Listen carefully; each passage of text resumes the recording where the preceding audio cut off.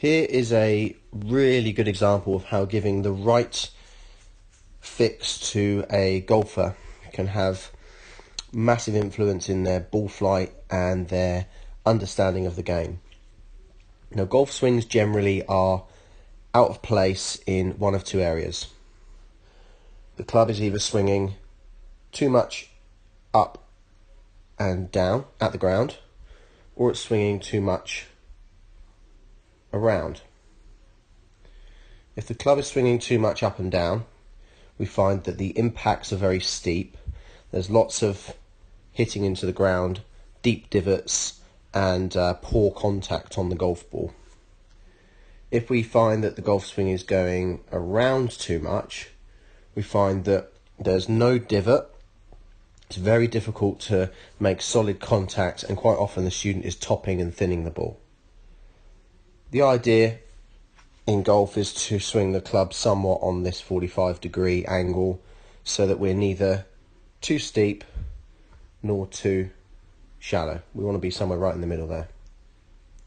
This golfer came to me as pretty much a rank beginner.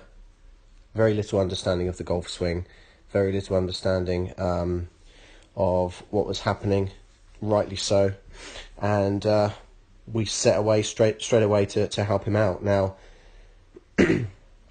you'll see immediately from his very first swing, before I even spoke to him, that his golf swing was one that was very up and very down.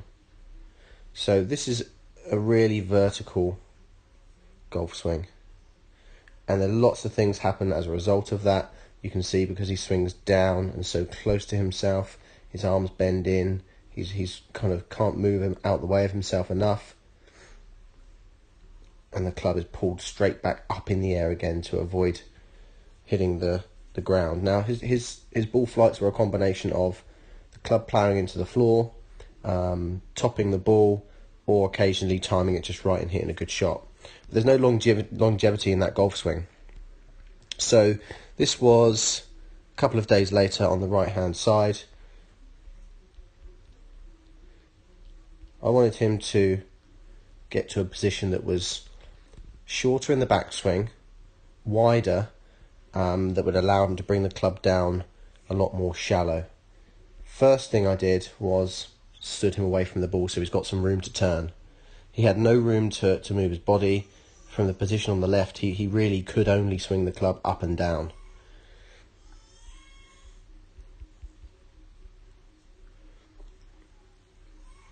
So here was the change.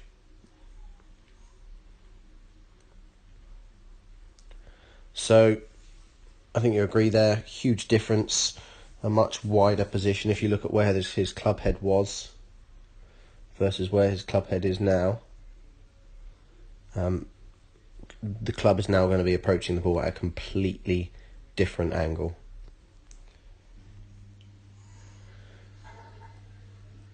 On the left hand side, you'll see that now swinging down, his arms and club are way out in front of him, and everything is just vertical.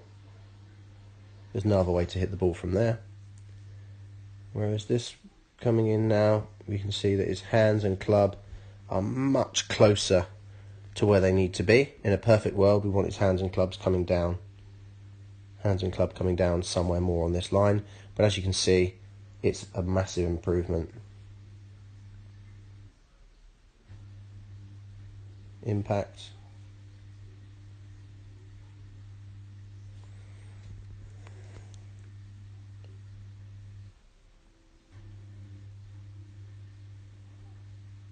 So, swinging through the ball, there may not have felt like there was a big change, but the position that he came from at the top means that he's in an incredibly different position and has got so much more potential to get down to the golf ball in the right manner.